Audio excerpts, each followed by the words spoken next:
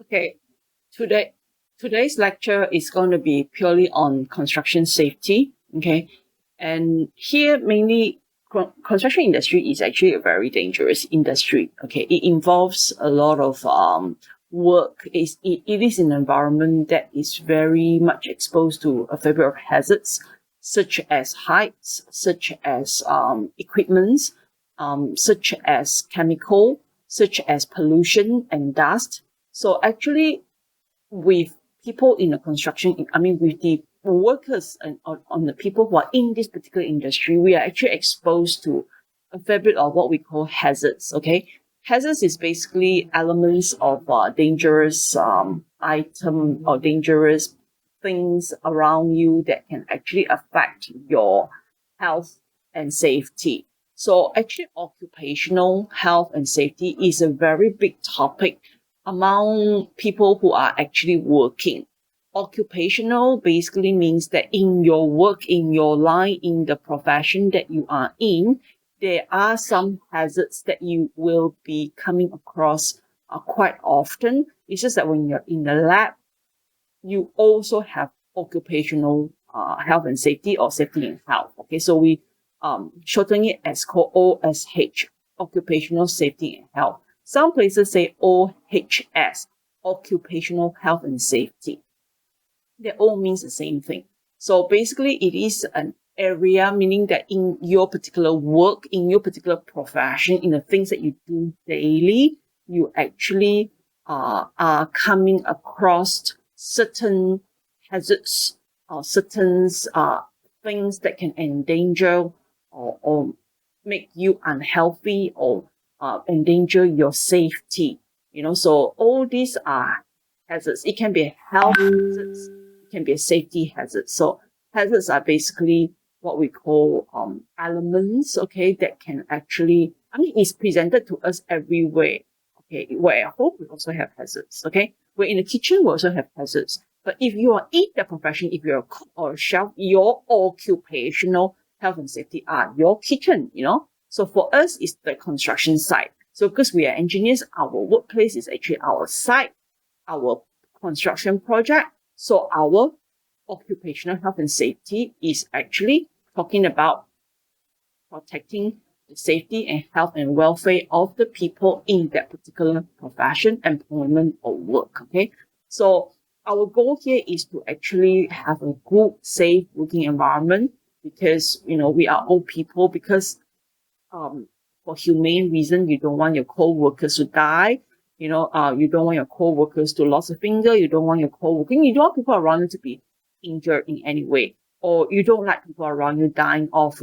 So we don't like that. And it is not a good thing. Humanity reason wise, occupational self and safety is a very important element for any workplace. And also there is going to be a huge cost involved if people die in the office or people die on the site.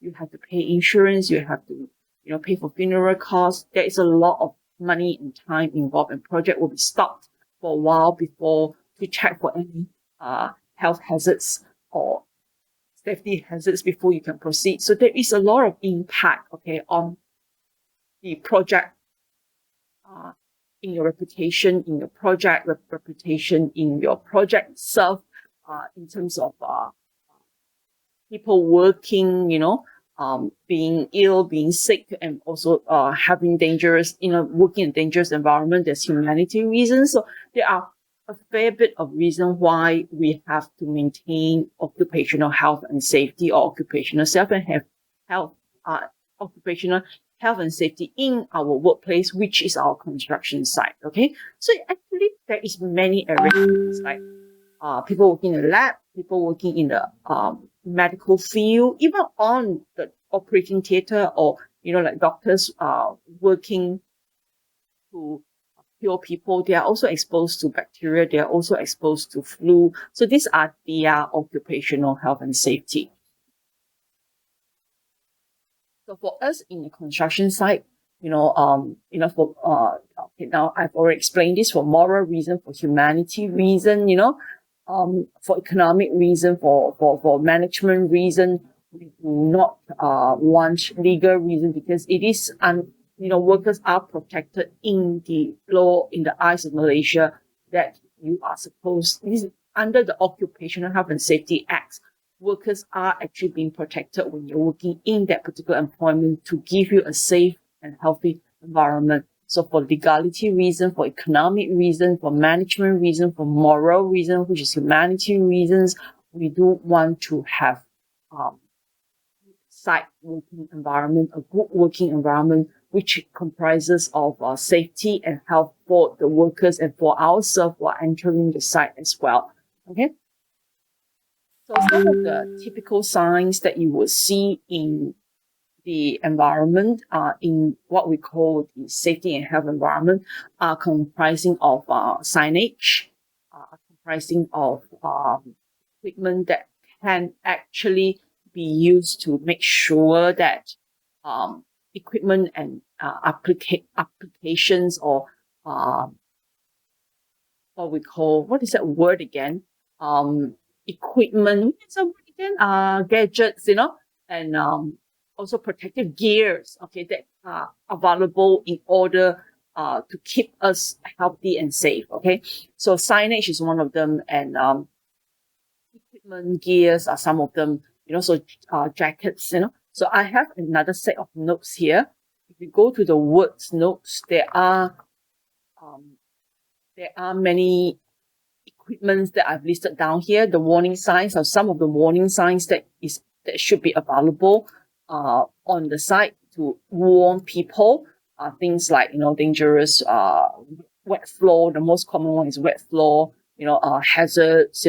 Gas and all that. And then some of the mandatory signs that you see in the major signboard in the site office will be things like wear protective eye gear. Wear protective foot gear, boots. And a face shield. Hand protection mask. Now everywhere you go, put on your mask, so that is the signage that we usually have. Okay.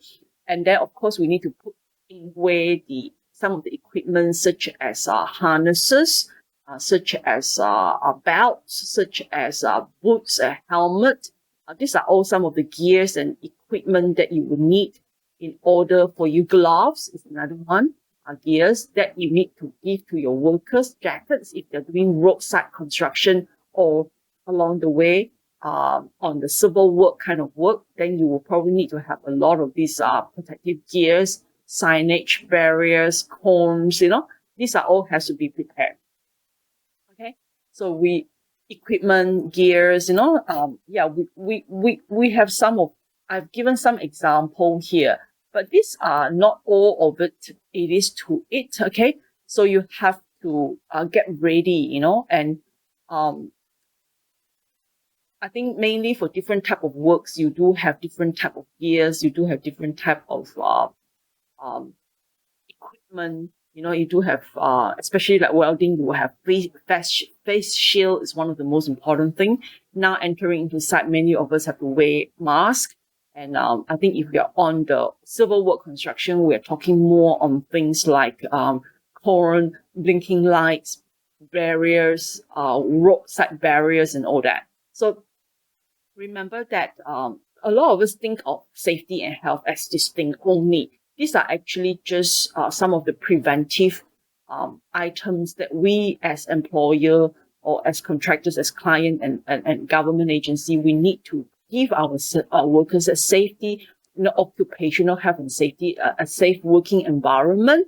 These are some of the items, part of the items that we need to provide to our workers, to our manpower, for them to go about working in a good and safe environment. Okay, and besides all this, there are rules and regulations that we need to follow. There's two more things that I will be talking about here, besides equipment and also signages. And for health-wise, we will normally be talking about site office, toilets, showering areas, living quarters. This has to be clean and good. And health also, we talk about water spraying machines, dust detector, resting areas. These are some of the provision that we must give our workers before when they, not before, we have to prepare when they come and work for us. Okay.